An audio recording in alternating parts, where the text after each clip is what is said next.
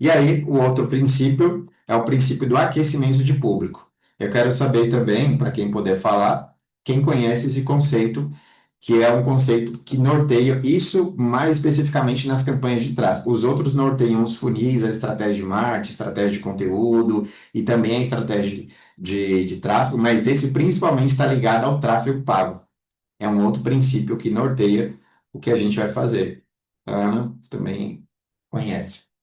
Então, é importante entender, existe o público frio, então aquelas pessoas que, via de regra, que não conhecem você ou não conhecem a sua solução, então é um público frio. Público morno, que já teve algum contato com a sua marca. Então, por exemplo, uma pessoa que visitou o seu Instagram e viu algum conteúdo, você pode considerar essa pessoa de um público morno. E o público quente, que é um público de pessoas engajadas. O que eu gosto de categorizar essas pessoas, por exemplo, uma pessoa que já interage com você ali nos comentários, pessoa que envia o direct, visitou alguma página de vendas, foi ali a ter o seu comercial, um público quente. É importante também considerar isso, por quê? Porque existem campanhas e ações diferentes de tráfego que a gente pode posicionar para esses diferentes temperaturas de público. E, muito importante, isso aqui é muito importante que vocês considerem, porque isso é comum quando eu converso com as pessoas ali nas consultorias na mentoria. As pessoas tentando converter somente público frio. Público frio é uma pessoa que não te conhece. É muito mais difícil você vender para uma pessoa que não te conhece. Então é importante que vocês também considerem isso, a agência de tráfego, a gestor de tráfego de vocês, que é importante aquecer esse público. Não é por acaso que existe esse conceito lá no tráfego pago. Aquecer é muito mais fácil você vender para um público quente, um público morno. Então, ou seja, você já pode se questionar, se você tem campanha de tráfego só para público morno, ou seja, para pessoas que não te conhecem, provavelmente você tem o seguinte problema: o lead é mais caro, tá? Você gasta mais dinheiro com tráfego pago, você investe mais dinheiro em tráfego pago e você tem mais dificuldade de converter essa pessoa. Quando a pessoa chega ali no seu WhatsApp ou ali no telefone, você percebe que tem mais dificuldade para a sua vendedora converter. Isso geralmente acontece porque você está tentando vender para um público frio, tá? Então é muito importante. Se vocês querem facilitar o processo de vendas, trazer também um público morno, um público quente é fundamental, tá? Existem estratégias que podem ser utilizadas, funis que aquecem o público. Por isso que existem também os funis de marketing, para aquecer o público. Quando você, por exemplo, você usa um funil com um PDF e essa pessoa consome o PDF, o que que você está fazendo também na prática? Aumentando o nível de consciência dessa pessoa e aquecendo essa pessoa. Tá? Então, é importante que vocês considerem isso, porque se você só tem campanha de público frio, eu recomendo que mais cedo ou mais tarde vocês coloquem também campanhas que vão fazer essas pessoas percorrer por essas etapas aqui. Então, a relação entre jornada, funil e temperatura. Então, aqui um exemplo. Seguidor é um público que você pode considerar um público morno. Seguidor, a pessoa que visitou o perfil, a pessoa que visitou o link da bio, então é uma pessoa que é um público frio, que aí essa pessoa está dando um próximo passo para ir para um público morno. Uma pessoa que enviou um direct, você pode considerar um público quente, porque não é qualquer pessoa que te enviou o direct, tá? Assim como um WhatsApp ou uma página. Campanhas para aquecer o público seria campanhas sem CTA, mais informativo. Sim, sim, isso, Rodrigo. Então, esse tipo de campanha é para você aquecer o público. Mas existem. É importante que vocês entendam também que existem funis, tá? Palavra-chave aqui que eu sempre utilizo é funil, tá? Funil. Aqui vocês vão perceber que eu vou mostrar alguns exemplos de funis para vocês. Porque o funil é como eu expliquei, eu fiz uma explicação um pouco mais simples aqui para a doutora, mas para vocês entenderem que funil então é você entender quais são as etapas que a pessoa pode passar e você colocar essa pessoa dentro dessas etapas, para a pessoa passar por essas etapas. E existem funis que aumentam o nível de consciência, tá? Então, aqui. Eu fiz essa imagem aqui com a IA para vocês entenderem onde que tudo isso se conecta. Todos esses princípios eles se conectam aqui. Então, onde o tráfego ele atua em cada etapa do funil, tá? Então, aqui a gente tem as etapas da jornada de compra, onde eu estou passando o mouse aqui. Então, a gente tem aqui a etapa de descoberta, interesse, consideração. E aí, é importante vocês entenderem que conforme a pessoa vai passando por essas etapas aqui na jornada de compra, essa pessoa ela vai se aquecendo. E aqui, como eu posicionei aqui, a gente tem os funis de marketing. Então, funil de marketing, para a pessoa conhecer, gostar de você, confiar em você, e se tornar um lead, um contato. Tá? E aí, conforme a pessoa vai avançando aqui pelas cores, né? Azul, ela vai mudando de cor aqui, essa pessoa ela vai se aquecendo. E aqui tem os funis comerciais, que eles são posicionados dentro das jornadas de compra. Só para vocês entenderem que tudo isso aqui norteia o que vocês vão fazer. Tá? Até aqui tá ficando claro para vocês? Vocês estão entendendo? Se quiserem fazer alguma pergunta, ou, aliás, eu recomendo anotarem as perguntas para no final eu abrir para pergunta, né? Aqui vem o fundamento que, que direciona especificamente as campanhas que a gente faz aqui, o conceito de copywriting.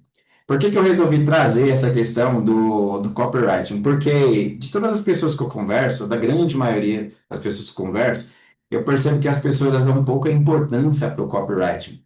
Porque hoje é comum a pessoa achar que ela faz um conteúdo, ou que ela tem um conhecimento, e a forma que ela fala ali no vídeo, por exemplo, ela já considera aquilo como copy, tá? E eu quero trazer um pouco, porque nos resultados que a gente tem aqui, é fundamental o uso de copy. Eu vejo que aqui na nossa assessoria, na nossa consultoria de tráfego, o que tem de diferente entre os outros projetos que eu converso com pessoas que chegam para mim aqui, é o uso de copy.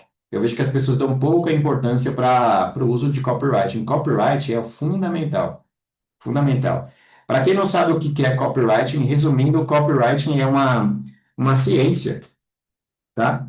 De técnicas, e eu gosto de chamar também de uma arte, de como que vocês podem utilizar as palavras, estruturar as palavras, para que vocês gerem conversão. Ou seja, para converter, em que sentido? Para converter um desconhecido em, por exemplo, um seguidor, para converter um seguidor em uma pessoa que envia direct, para converter uma pessoa que consome o seu conteúdo em uma pessoa que engaja, para converter uma pessoa que vê um anúncio em uma pessoa que clica. Então, quando você estrutura, você usa os elementos persuasivos do copywriting, que é uma ciência que existe há muitos anos, muitos anos, tá? Pelo menos mais de 30 anos aí que existe esse conceito de copyright, é muito conhecido fora do mercado digital, do marketing digital. E no marketing digital, de onde que eu vim, né? Quando eu comecei lá em 2015, eu comecei a estudar marketing digital e eu resolvi me especializar em copy, porque eu entendi que o copyright ele está presente em tudo. Em tudo que a gente faz em termos de marketing e vendas está presente, ou deveria estar presente, o copyright. Então, tem mais de 11 anos que eu estudo e ainda continuo aprendendo copy até hoje. E eu vejo que tem pessoas, às vezes, algum gestor de tráfego, que a pessoa se formou, e é muito comum o gestor de tráfego utilizar template. Template é como se fosse uma estrutura que a pessoa usa, é como se fosse uma fórmula. E o que acontece quando você usa template é que a comunicação ela tende a ficar engessada. O grande segredo aqui do que a gente faz aqui é usar as estruturas. A gente utilizar estruturas de cópia, é diferente de um template. Tá? Então, eu aqui estudo isso há 11 anos. Até hoje eu continuo aprendendo.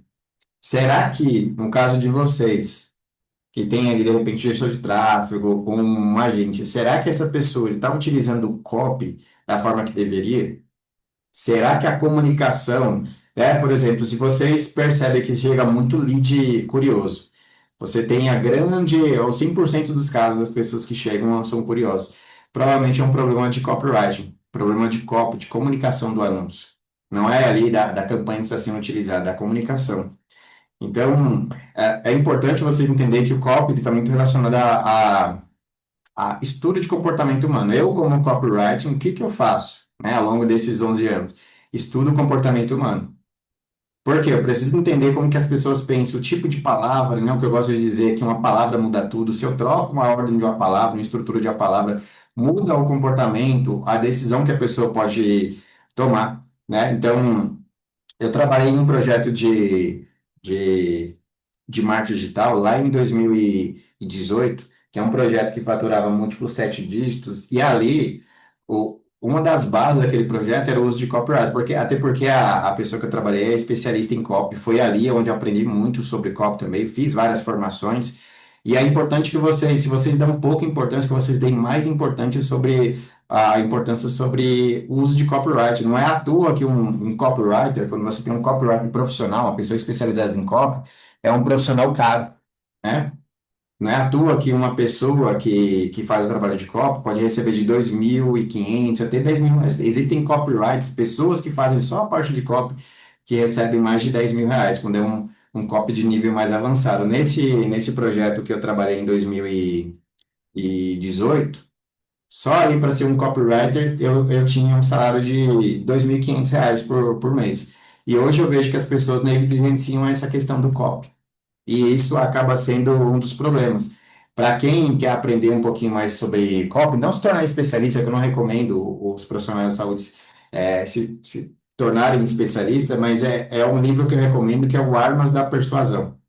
É um livro que ele fala muito sobre persuasão, sobre comportamento humano. E um outro livro que eu recomendo para vocês é um livro chamado de Persuasão, que é o que acontece antes da pessoa tomar uma decisão de compra. Ali vocês vão entender muitos gatilhos mentais, muitas estruturas que vocês podem utilizar em termos de copy.